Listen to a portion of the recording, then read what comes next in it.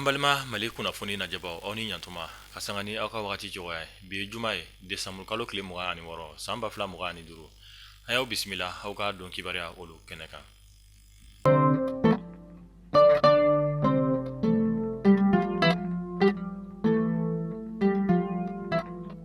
Kunnafoniya daminɛna kunungo desanburu kalo tile 25 san 2025 o kɛra fɛn min ye an balima kerecɛnw ka seli ye ni a bɛ f'o ma ko Noël. O ɲɛnɛmayara an ka jamana fantan ani naani bɛɛ lajɛlen kɔnɔna na mun yɛrɛ senfɛ an balima kerecɛnw u ye dugawu don kɛ jamana ye walasa fɛn min ye basigi bɛn ani kelenya u bɛ se ka sabati an ka jamana ale kɔnɔna na cogo min na an b'a fɔ an balima kerecɛnlakaw ye k'u bonne fête Ala ka san wɛrɛ yira an na. An ka finitigilakaw ka ɲɛma ni o ye État Major Général des Armées ale ye kunnafoniya di kɛ kunungo desanburu kalo tile 25 fɛn min ye an ka finitigilakaw ka sanfɛ pankuru o ka ɲinini kɛra sababu ye u taara bɔ bolimafɛn sen 4 dɔ kan kungo kɔnɔna na Tɔnbɔkutu ale marabolo kɔnɔna na bolimafɛn min yɛrɛ tun falen don fɛn min ye jatigɛwale tigilamaw an'u bolofɛnw na nka Ala ni an ka finitigilakaw ka nin wulikajɔ sababu u ye dankari kɛ ni bolimafɛn kofɔta in n'a kɔnɔmɔgɔw bɛɛ lajɛlen na. O kɔfɛ Buguni ale ni Kajana furancɛ la o arabadonya kelen na an ka finitigilakaw kɔni tun bɛ ka na ni taji ye wagati min na ka don an ka jamana kɔnɔ ni o ye taji ta mɔbiliw kɔni natɔla ye jatigɛwale tigilamaw kɔni fɛnɛ tun bɛ fɛ ka bingani wale ta ni ka nin bolimafɛn ninnu yɛrɛ kɔni sɛgɛrɛ. Ala ni an ka finitigilakaw ka wulikajɔ sababu u ye dankari kɛ ni maakufɔta ninnu bɛɛ lajɛlen na Buguni ale ni Kajana furancɛ la. O kɔfɛ fɛn min ye Kɔlɔnjɛba marabolo kɔnɔna na fo ka taa se Wakɔrɔ ma nin yɔrɔ kofɔta ninnu na an ka finitigilakaw kɔni ye dankari kɛ jatigɛwale tigilama caman de la halisa an b'a fɔ Ala ka sebaya di an ka finitigilakaw ma jamana ale basigili o sira fɛ.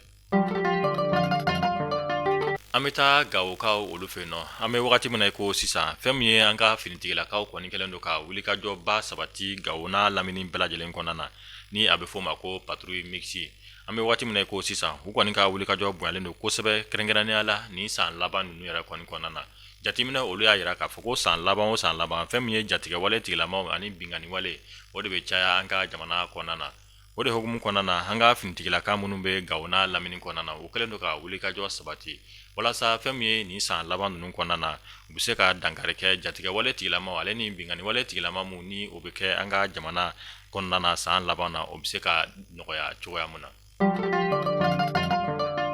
A bɛ taa fɛn min ye sifinnaka maa 700 bɔɲɔnko olu kɔni taara centre de formation militaire ale kɔnɔna na ni maa kofɔta ninnu kɔni ye SNJ maaw de ye ni o ye service national des jeunes maa 700 bɔɲɔnko olu kɔni taara fɛn min ye surasiya formation ni ka taa o degi walasa donna nataw la ni jamana mago jɔr'u la u bɛ se ka jamana nafa cogoya min na. O de hukumu kɔnɔna na minisiri mun ka baara ɲɛsin bɛ sifinnakaw ale ni farikolo ɲɛnajɛ kuɲɛw ma Abdul Kasim Fɔnba ale tun bɛ kɛnɛ kofɔta in kɔnɔna na walasa ka ni maa kofɔta ninnu kɔni bilasira ani ni ka hakilina di u ma walasa jamana kɔni bɛ se ka basigi cogoya min na.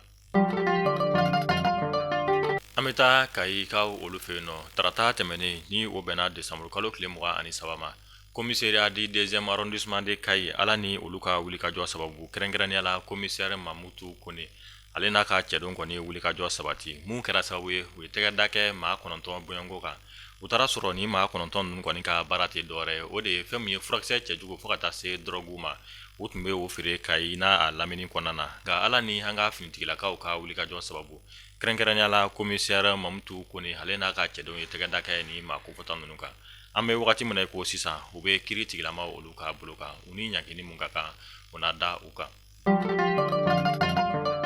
Ka sanga ni journée internationale de lutte contre la corruption o cakɛda jɛkulu mun bɛ an ka jamana kɔnɔna na olu kɔni y'u ka baara olu waleya walasa aw ni ne an ka faamuyali caman sɔrɔ an ka jɛ ni ka nin jɛkulu ninnu yɛrɛ kɔni lamɛn walasa cogo min na yuruguyurugu o bɛ se ka kɛlɛ ka bɔ an ka jamana fantan ani naani bɛɛ lajɛlen kɔnɔna na. Ne bɛ se ka min fɔ yuruguyurugu ko kan il faut que malien ka prise de conscience kɛ n'an ye prise de conscience kɛ fɛn caman bɛ yen an b'o olu dabila c'est vrai ko min don a donna malien na kosɛbɛ mais an bɛ Ala de deli ye an ka se ka fɛɛrɛ kɛ k'a ko ka bɔ an yɛrɛ la pour que jamana in bɛ se ka taa ɲɛ parce que jamana min baselen don yuruguyurugu kan a ma nɔgɔn dɛ o jamana taa man di ɲɛ dɛ parce que an b'a wari bɛɛ dun k'a ban pewu an yɛrɛ bɛ tila k'an sigi ka ɲɔgɔn ɲɛda lajɛ bon a ka ca Ala fɛ n'an sera ka yuruguyurugu tɛlɛ wariw ka t'u siraw fɛ kiriw ka tigɛ a ɲɛ ma n'Ala sɔnna ma tagalen ɲɛfɛ jamana ye a bɛ bɔ nɔgɔ la wa minnu bɛ na anw kɔ olu fana bɛ baara sɔrɔ wa olu fana bɛ ɲuman ka an kɔfɛ ne b'a f'u ɲɛna u ni ce u ni baraji u filɛ ka fɛn min kɛ nin ye u k'a kɛ ka cari u k'a kɛ ka caya a kana dan yan dɔrɔn ma dɛ n'u bɛ se k'a kɛ dans les 6 communes de Bamako a bɛ fisaya n'u bɛ se ka taa n'a ye région kɔnɔnaw la ka segin nin fɛn ninnu kan a bɛ fisaya c'est vrai c'est une journée internationale mais u k'a essayer k'a cari région kɔnɔnaw bɛɛ la olu bɛɛ ka ladɔnniya pour que adamadenw jogo ka falen ɲɔgɔn fɛ a bɛ fisaya kosɛbɛ. An bɛ taga farikolo ɲɛnajɛ ale bina kun kan les aigles du Mali ni o ye an ka samata sɛgɛw ye olu kɔni bɛna u ka ntolaci bɔko filanan CAN 2025 ale kɛnɛ kan u bɛn'o baara olu waleya bi juma décembre kalo tile 26 san 2025 ani jamana mun bɛna ɲɔgɔn sɔrɔ o de ye Maroc jamana ye an b'aw ladɔnniya k'a fɔ an ka bɔko fɔlɔ la ani jamana mun ye ɲɔgɔn sɔrɔ o de ye Zambie ye mun kɔni labanna 2 la 1-1 ni an ka bɔko filanan ye ani Maroc jamana an b'a fɔ ala ka sebaya di an ka samata sɛgɛ olu ma. Bon, c'est de leur dire de continuer à nous soutenir. Hein. Voilà, là, rien n'est encore joué, rien n'est encore perdu. Il nous reste 2 matchs et il y a un match très important demain. Donc voilà, c'est de leur dire de venir massivement, d'apporter tout ce qu'ils peuvent apporter comme soutien. Parce que voilà, c'est la nation. Face au Kodo, donc Yerebanonko, ni face au Kodo, voilà. Morochitise qui a fait fort, tu vois. Donc moi, je les appelle tous, pour qu'on nous soutenir et puis Nala son nom, Inch'Allah, on me gagne.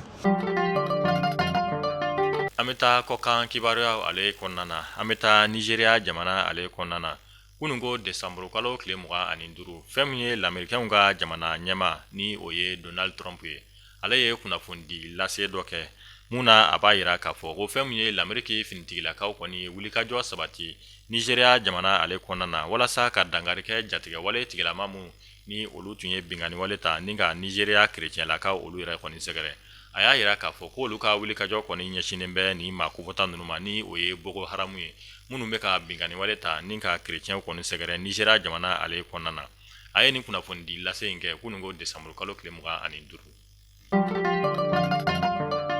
aw minnu tun sɔgɔlen bɛ Mali kunnafoni na nin de bɛ dansigi kɛ a ka bi juma kunnafoni na an b'a fɔ aw k'an bɛn donna nataw la kunnafoniya kura olu kɛnɛ kan ala k'an ka jamana basigi